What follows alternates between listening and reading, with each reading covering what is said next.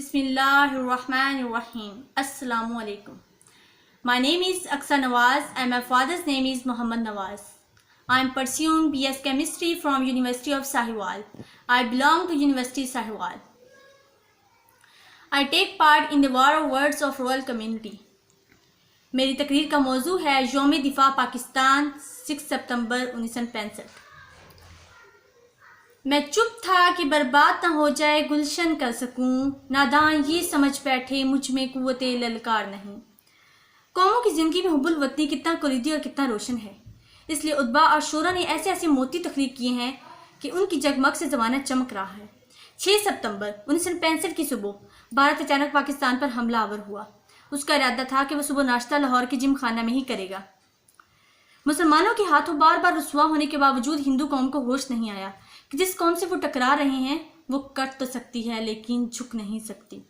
इस जंग में फ़ौज ने अपना किरदार तो अदा किया ही है, जिसकी मिसाल तारीख़ी आलम में ढूंढने से नहीं मिलती, लेकिन पाकिस्तानी कौम का किरदार भी अपनी मिसाल आप है। यह हकीकत है कि जंग महज हथियारों से नहीं जज्बों से जीती जाती है, और मुसलमानों के जज्बे भी उस वक्त बेदार थे। 1965 की जंग में शहीदों के शहर सरगोदा ने एक खूबसूरत मिसाल कायम की। आग लगाने जो आए थे आशियाने को, वो शोले अपने लहू से बुझा दिए तुमने।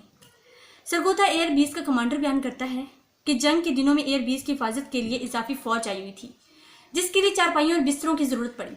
लिहाजा सरगोदा की एक मस्जिद में ऐलान किया गया कि चारपाइयों और बिस्तरों की ज़रूरत है। उम्मीद थी कि कुछ चारपाइयों और बिस्तर मिल जाएंगे जिनसे ज़रूरत पूरी हो सकेगी, लेकिन देखा गया कि PIF चारपाइयों और बिस्तरों से भर चुका था। ज़रूरत के मुताबिक चारपाइयों और बिस्तरे रख लिए गए और बाकी लोगों को वापस कर दिए गए।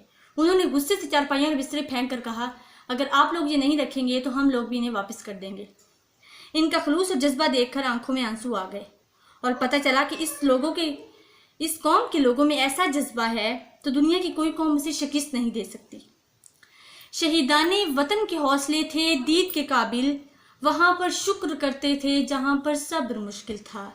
इसी ज़माने में लाहौर में एक भिखारी सारा दिन लाहौर के घरों में मांगता था, लेकिन वो रोटी के बजाय पैसे मांगता था। लोग उसे लान तान करते थे, उसके बावजूद वो पैसे ही मांगता था। शाम को कुछ रोजगारी इकट्ठा करने के बाद वो रिलीफ फंड में जाकर वो पैसे जमा करवा देता और दीवार के साथ लगकर बैठ जाता।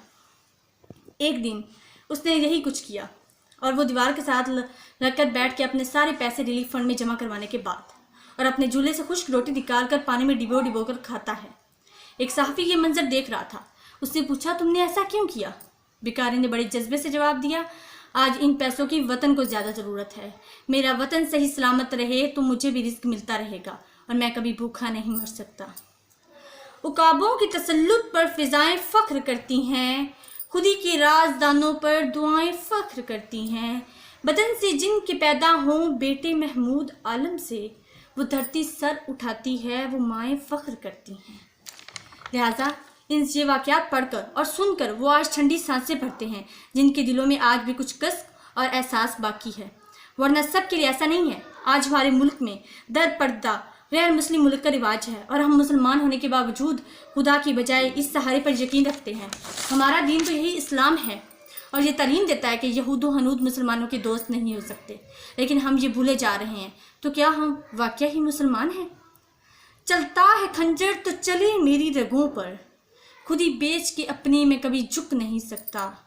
मिटने को तो ये दुनिया मिट सकती है, लेकिन तारीख के औराक से मैं कभी मिट नहीं सकता। या अल्लाह सरजमीन पाकिस्तान की हिफाजत फरमा, पाकिस्तान को रहती दुनिया तक कायम फरमा। वस्सलाम।